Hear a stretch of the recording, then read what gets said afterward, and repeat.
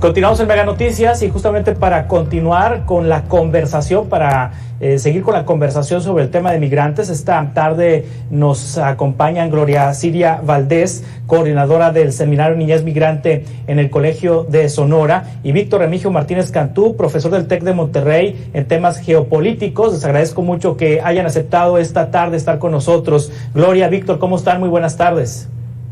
Muy buenas tardes, gracias por la invitación. Muy buenas tardes, Juan Carlos. Yo no tengo que estar con la doctora. Muchas gracias. Gloria Siria Valdés, hace unos días la Suprema Corte de Estados Unidos pues echó abajo la idea del presidente Joe Biden de cancelar esta iniciativa que tomó el presidente Donald Trump de que los migrantes centroamericanos, migrantes de distintas partes del mundo esperaran en territorio mexicano mientras resuelven en el vecino país sus solicitudes de refugio, sus solicitudes de asilo, sus solicitudes para estar cruzar a los Estados Unidos. Para poner en contexto a la audiencia, ¿qué es lo que hizo Trump y qué es lo que quería quitar Biden y que no lo dejó la Corte Suprema? Así es, Juan Carlos. Por primera vez en la historia de nuestro país, los solicitantes de asilo en Estados Unidos están esperando que se resuelva su solicitud de asilo en territorio mexicano. Esto nunca antes había sido visto en la historia que tenemos. Ello se debió a las presiones que el expresidente Donald Trump ha tenido y tuvo y siguen todavía impregnando la política migratoria hacia el gobierno de Andrés Manuel López Obrador. O cooperas o cuello. Es decir, el gobierno de Donald Trump hizo que el presidente Andrés Manuel López Obrador aceptara que esas personas, alrededor de 75 mil personas migrantes de muchas partes, especialmente de Centroamérica, hay que decir que hay personas de Guerrero, de Michoacán y de Veracruz también que están solicitando asilo para Estados Unidos, que aceptó que esperaran el asilo en territorio mexicano, directamente en la frontera México con Estados Unidos. Ello trae grandes desafíos de todo tipo, desafíos en cuanto a la salud, a la educación, desafíos en cuanto a los servicios. Estas personas pueden estar esperando ahí el tiempo que llevan, hasta 2 o 3 años, y al paso que vamos va a seguir así porque el presidente Biden había terminado con esta iniciativa llamada Quédate en México, y la Corte en Estados Unidos la volvió a poner en vigor. Así es que ello trae alta presión de todo tipo en la frontera con México, con Estados Unidos, pero especialmente a todo el país.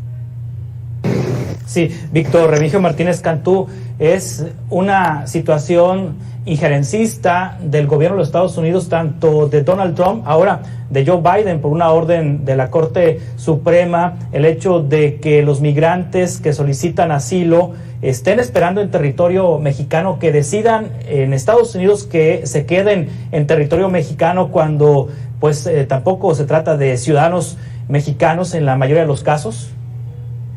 Bueno, definitivamente es un antecedente que no se tenía, el que la parte judicial de los Estados Unidos que hace este fallo se intervenga en el tema de las relaciones entre dos países, y eso es un asunto muy, muy importante, porque no es un acuerdo entre países, es un fallo judicial que pareciera que le está dando instrucciones a otro país para recibir a estas personas.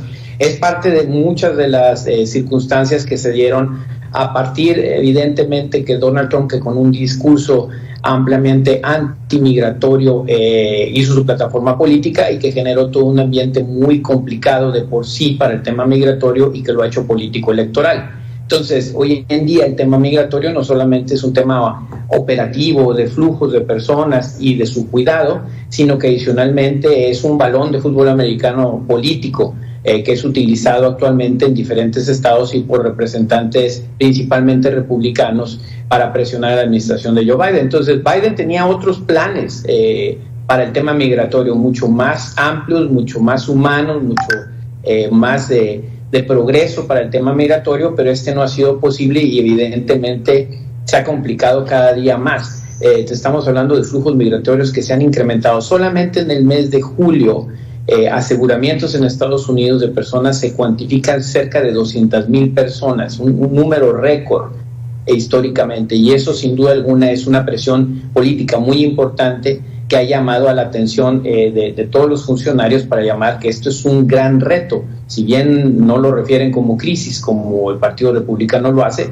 pues sí lo refieren como un reto, y tan es así que básicamente buena parte del Gabinete de Seguridad Nacional de los Estados Unidos, incluyendo a la vicepresidenta Kamala Harris, están en la negociación directa con México, con Guatemala, con Honduras y El Salvador. Sí, Gloria Siria, ¿qué pasa con estos migrantes que están a la espera de una respuesta del gobierno de los Estados Unidos, que están en trámite? ¿Se quedan del lado mexicano? Porque ya, pues lo hemos visto, así se decidió y así lo ha permitido el presidente López Obrador. Pero los migrantes, ¿quién los asiste a estos migrantes? ¿El Estado mexicano se está haciendo cargo? Es decir, el gobierno federal se está haciendo cargo, los gobiernos estatales se están haciendo cargo, los gobiernos municipales, que son los más débiles en cuanto a recursos, a finanzas públicas, se están haciendo cargo, la iglesia, las asociaciones civiles. ¿Quién se hace cargo de estos migrantes? Históricamente, Juan Carlos, quien ha sacado la casta por la población migrante en tránsito, en espera de refugio o asilo en nuestro país, ha sido sin duda la sociedad civil y también la sociedad eclesiástica. Nosotros tenemos noticias que en Tijuana, en Ciudad Juárez y en la frontera de Sonora con Arizona son los albergues, son las casas de atención al migrante, etcétera, las que están funcionando como paliativos para estos cientos y cientos de migrantes. También cabe decir que no hay recurso suficiente que pueda atender las necesidades de estos migrantes. Hemos fallado como académicos y como gobierno a contabilizar, Juan Carlos, cuántos son, dónde están, qué están haciendo, qué está pasando con los niños, niñas y adolescentes migrantes, acompañados o no, que están solicitando refugio para Estados Unidos y que lo esperan en las ciudades fronterizas. ¿Qué está pasando con su educación? ¿Qué está pasando con su salud? No hay datos al respecto. Todo ello, Juan Carlos, entra todavía con más presión a los cientos y cientos de miles de personas que están solicitando refugio para quedarse aquí en México. Las cifras del INM y de la Comar hablan que aproximadamente en lo que va del año son 77,000 personas de Centroamérica, Cuba, Haití y Venezuela que están solicitando refugio para quedarse aquí en México. Súmale todo esto con la presión que ya hay en las ciudades fronterizas por los que están esperando asilo para Estados Unidos. Hasta hoy hay aproximadamente 30 solicitudes de asilos que se han resuelto y vamos para 2 años que la gente está esperando. Entonces necesitamos a cabalidad un plan integral migratorio que resuelva esta situación y no lo hay. Esta es una histórica tarea que venimos cargando desde décadas anteriores. Sí, Víctor Remigio Martínez Cantú, ahorita Gloria Siria citaba esta famosa frase de Celi Yegón, copelas o cuello, que es lo que parece que el presidente Trump le hizo a López Obrador, copelas o cuello, López Obrador, y Joe Biden parece que también al estilo de Trump, con un poco más amable, menos rudo, menos duro. También la política de Estados Unidos es de copelas o cuello. Es muy riesgoso para el presidente mexicano elevar el discurso o digamos que ponerle una serie de exigencias al gobierno de Estados Unidos o quizá oponerse a estas decisiones en el trato a los migrantes. Yo no lo pondría en esos términos. Yo creo que una de las características de la administración demócrata que encabeza Joe Biden en este momento es que vuelven a buscar caminos diplomáticos para el entendimiento. Y creo que una de las cosas que debemos de poder plantear sobre la mesa de forma muy transparente, que el tema migratorio no es un tema momentáneo, no una circunstancia coyuntural, es una tendencia que se está dando a nivel global por temas de pobreza, temas de violencia, cambio climático, que están generando este incremento tan fuerte. Entonces, este problema se tiene que resolver o se tiene que atender de forma regional y de una forma abierta y transparente. ¿Qué se interpone en esto? Precisamente ese discurso bastante poco humano de un líder de Estados Unidos que, si bien electo, quizá no muy legítimo en términos de sus intenciones, generó en la población y que hace muy difícil esa plática y ese entendimiento. Creo que lo que hace el presidente el día de hoy, incluso de hablar de un trato más humano y de buscar más respuestas diferentes a solamente la contención, creo que es correcta y creo que está bastante moderada, por así decirlo, y pone la mesa para platicarlo ahora que vengan los diálogos económicos a principios de este mes. Yo creo que el tema migratorio ha eclipsado todos los temas con México, los económicos, los de seguridad, porque son de alta prioridad de política interna en Estados Unidos. Y Estados Unidos y la administración Biden tiene que mejorar su diálogo internacional, porque como vemos, realmente las cosas se han venido en una velocidad muy rápida y no necesariamente han tenido las mejores respuestas para este tipo de asuntos. Entonces, creo que México pone su parte. Hay instituciones muy importantes de la sociedad civil y hay instituciones públicas como el Instituto Nacional de Migración que habían dado ciertos pasos para un trato humano en el aseguramiento de migrantes y que ahorita en este momento están descapitalizados completamente y con una estrategia, como bien se dice, de contención, y que la vemos en los videos, que la vemos exhibida y realmente lastima que ese sea el mensaje que México esté enviando respecto al tema del trato de migrantes, cuando creo que en el fondo podemos construir algo mejor, Juan Carlos. Sí, con las imágenes que hemos visto en las últimas semanas, en los últimos días en Chiapas, en la frontera sur, en la otra frontera de la situación con la Guardia Nacional, pues uno puede concluir que México no es país amistoso para los migrantes. O sí lo es, o alguna vez lo fue, Gloria Siria.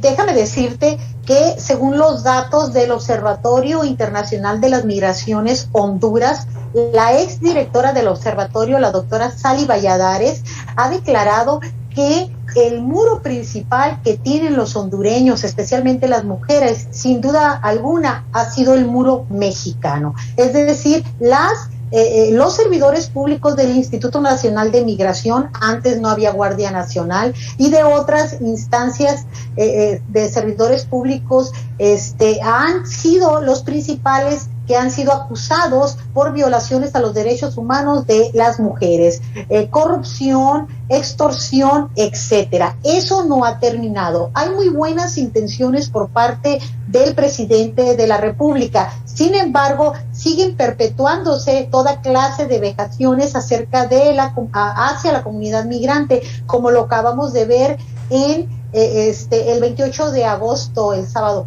días pasados. Es muy importante que se sepa que siguen estas situaciones, siguen elementos del Instituto Nacional de Migración y de la Guardia Nacional sin preparación, sin sensibilización, y que requerimos que la instrucción presidencial baje a todas las esferas, así como él ha dicho: no corrupción, respeto a los derechos humanos. Es importante que baje, y más cuando los niños, niñas y adolescentes, Juan Carlos y colega, es el grupo más afectado por esta situación. Según el Instituto Nacional de Migración, por ejemplo, de enero a agosto de lo que va del año, hay una detección de aproximadamente 34,427 menores de edad acompañados y no por territorio mexicano en condición irregular, 194.17% mayor a la cifra en este mismo periodo del 2020. ¿Qué va a pasar con estos niños? ¿A dónde van a ir? ¿Cuál es su situación? Etcétera. Yo veo, Juan Carlos y colega, en 2 o 3 esferas grandes de análisis. Por una parte es la política binacional con Estados Unidos, pero la otra parte, que es la que más me interesa a mí, es, ya estando aquí, ya estando todo este tipo de procesos migratorios, ¿qué vamos a hacer?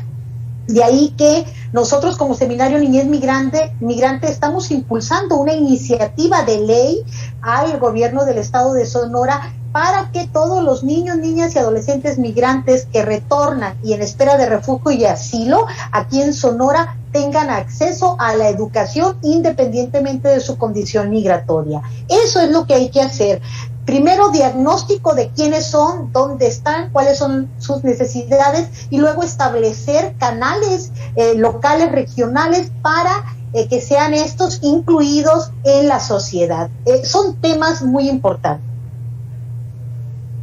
Les agradezco mucho, Gloria Silvia Valdés, coordinadora del Seminario Niñez Migrante en el Colegio de Sonora, Víctor Remigio Martínez Cantú, profesor del TEC de Monterrey en temas geopolíticos. Muchas gracias por estar con nosotros. Estaremos conversando de estos temas en futuras ocasiones. Muchas gracias. Gracias, Juan Carlos, por la invitación. Hasta pronto. Continuamos.